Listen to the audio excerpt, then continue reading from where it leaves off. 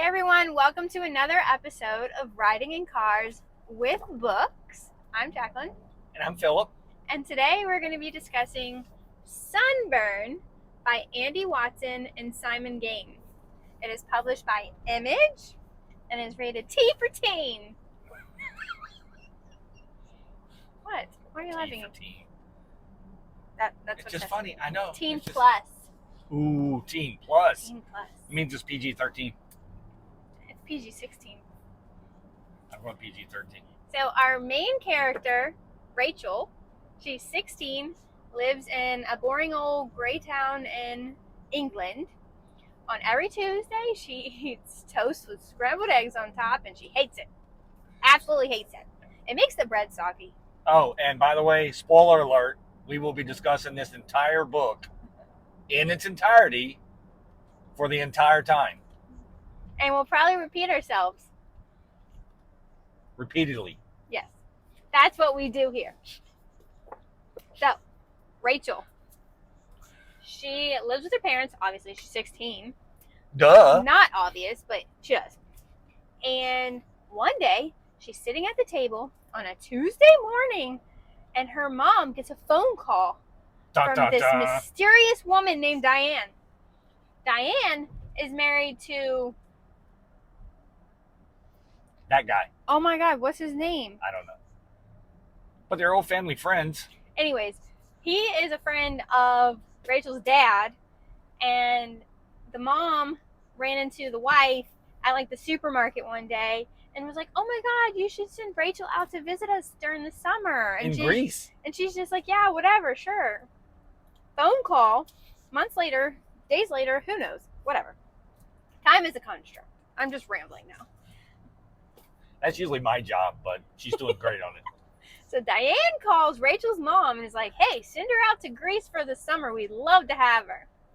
Which there was some debate there because Rachel had a job. She was going to go work at the butcher shop over the summer, and I know that sounds romantic, right?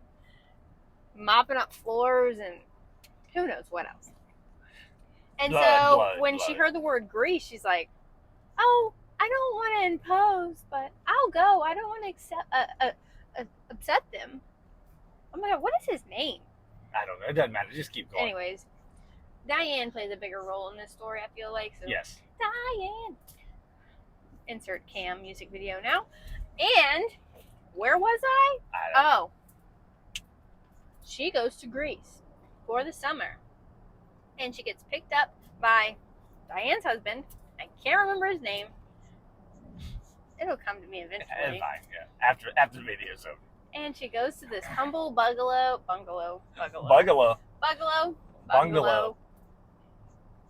She's in Greece, man. What do you call them?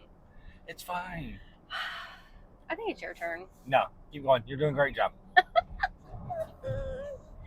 Okay, so she's in Greece, and she's staying with Diane and her husband, and the whole time, I'm like, what is their reasoning for bringing this 16-year-old girl into their home? They barely know her. She hardly knows them.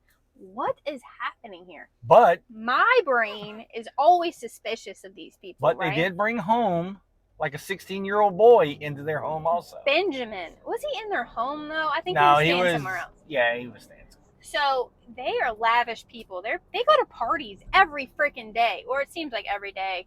Again, time is a construct. I have no idea how much time is passing. They are going to parties, parading Rachel around with all these old people, showing her off. It's kind of strange. Creepy. And then Diane's like, here, meet Benjamin, the only person your age on this whole entire island. So, of course, they become friends. And she starts teaching him how to swim because he doesn't know how to swim. Even though he's interested in sailing, he doesn't know how to swim. So swimming lessons go awry. They kiss. Oh my God. And, you know, she starts having feelings for Benjamin because she's bored. She's got nothing else to do. So summer romance is afloat. But something's not right with Diane. There's a twist. What are your thoughts on Diane? Diane has issues. She is a busybody. She is always going and doing something, and I feel like she's lying about it. She's like, oh, my windshield wipers are broken. I need to go in town and get new windshield wipers. Yeah. She's always frolicking around in her car. Oh, I need to go to the market. And what's his name is always in his office working. He's not as present. But No. he's present at these parties and stuff. Right. But he's not as present in the home. So I was like, what's going on with this guy? Does he want to have a thing for Rachel? But no. Diane is having a thing with Benjamin. Dun, dun, dun. Oh my God. Spoiler alert. That is the big pivotal moment in the story. So basically, Diane goes out and tries to find some young girl for her husband while she tries to find some young guy for her for the summer. And then having them two hanging out is like a ruse because the busy old ladies in town are gossips. It's a small place. Everyone knows everybody, knows everybody's business, making up stories, whatever. I like making up stories too. We're making up one right now. No. Andi Watson made up one. Andi Watson made up this story. And Simon? All I want to say is Simon's art is beautiful and everything is like so blue. Everything is blue and tan. But like, I really want to go to Greece because it just looks really pretty. Like, what's wrong with climbing up a mountain and living life on the edge? Literally.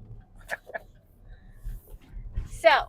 But I also want to make sure in here that Diane's husband, who we can't think of his name, he really wants no part of this, right? Like he wants to make his wife happy. He just wants to make his wife happy, but he really wants no part of any of this. And I think him and Rachel have a good couple of conversations about everything, but nothing happens between them. What is his name? I don't know. Keep talking. I'm gonna go find his name. So there's lots of conversations between him and Rachel, and because it all finally comes out, right? Like you can't keep hiding something like this. So because then there's a big blow up between Rachel and Benjamin, and obviously she was catching feelings, and he was with Diane. Well, I think he was having feelings for Rachel too, but the whole Diane confused thing, because Diane is controlling his life. Right? Like Diane kind of threatens. I mean, he can't stay in Greece without her. Right. So basically, she could send him back to. I can't remember where he's. Peter. Okay. Peter. Yeah, I heard he was a pumpkin eater. He was. Okay. Peter and Diana. Diane, not Diana. What were you saying? I'm unhinged today. I know. Go ahead. Just keep going your unhinged way. Go ahead. No, I do think Benjamin had feelings for Rachel as well. Well, Benjamin obviously had feelings for Rachel. Like, that was the whole thing. But he was confused. Like. So basically, the whole thing fell apart one day when Rachel was out gallivanting around the countryside, and Rachel was going to the market for Diane because Diane's like, hey, I need to go to the market. She's like, oh, I'll go. And then she ends up spying because she has a feeling something's going on. And then she sees Benjamin walking up to the house. And she's like, I knew it. And she confronts them. And then she kind of runs away from Benjamin. But she's kind of moping around the rest of her vacation. Well, yeah, I mean, Diane never apologizes. She's a little selfish. What? She definitely had ulterior motive. And I did not trust her from the start. But you really like this book. I enjoyed the book a lot. I will admit I am a big fan of Andi Watson. A lot of the stuff he writes slice of life is a slice of life, and I don't think this is really too far off from that. Like some of the stuff that we are talking about here sounds really outlandish, but the way it's written isn't really outlandish at all. Like it's all subtle. Like we're making a big deal out of it because what the what? What? But it's not. It's very subtle. It's handled very well as this topic can be handled. But it's still a slice of life. And then, like Jaclyn said, the art in this book is just amazing. All the blue colors, the way that they painted Greece. And the font was large. You can read it for those old eyes. I didn't need my glasses. I'm just saying. But Peter was a very attractive man. I can see how Rachel would be attracted to him, but that's not the way this book went. No, that is not. But I mean, I do like older men. But that is not the way this book went at all. Nope. So. But summer romance, beautiful art, taking you away to Greece. Yeah. Her parents were completely oblivious. Yeah. She decided not to go that route with her parents because I think our parents were already kind of controlling anyway. Yeah. In a sense of like, well, when I say controlling, like controlling her life, like you need to go work and you need to go, and not that working is bad, but you like here's what your summer is going to be 1, 2, and 3. Greece this came was a taste of freedom because they're like, you don't need to stay here all day. You can wander around. Right. They kind of also wanted to know what she was doing. Right. But she had to be there to go to the parties to be paraded around. Oh, yeah. So many parties. I felt like it was every single night. So it was whatever this little island or whatever in Greece was at. It was definitely this small town, and these people were. And she went swimming a lot. It was a lot of parties, eating, and swimming. It was like kind of a monotonous summer. But she learned a lot about herself, and her life is never going to be the same because of that experience. Right, exactly. And that's what a coming of age story is. And but Benjamin's won't either. No. Yeah. I kind of need a Benjamin's point of view story now. That would actually be pretty. That would be pretty interesting from this book to see everything how it plays out. Because of the thing. I mean, actually, like you don't really see anything, but the worst part of this book had to be on Benjamin. Yeah. Like it was really. He was really torn because. Yeah. Well, he was with Diane, and then Diane pushed them two together, and he's like. For her, really, for Diane though. Yeah, it's complicated. Yeah, it's a very complicated thing. So, this book can be found on our summer reading display because it takes place in summer. And it's by Image Comics. I said that already. Did you? Yeah. Sorry. Like rated T for teen. Oh, is that when our conversation happened? I apologize. I repeat. He repeats himself a lot. And I repeat other people's stuff a lot. That's because he doesn't listen.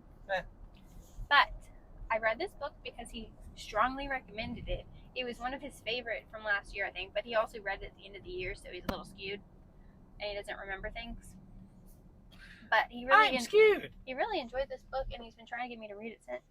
So I finally did, and now I'm talking to you lovely folk about it. Because it's a summer book.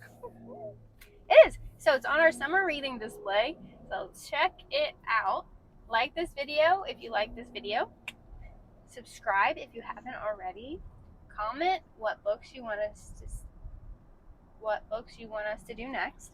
Words are hard. And I've been rambling for like 13 And also minutes. let us know if you want us to do something else other than just this. We like doing this, but we can do other shows too. I mean, whatever you want to watch. I'm down. So, we're done here. We'll see you guys later. Bye. Bye.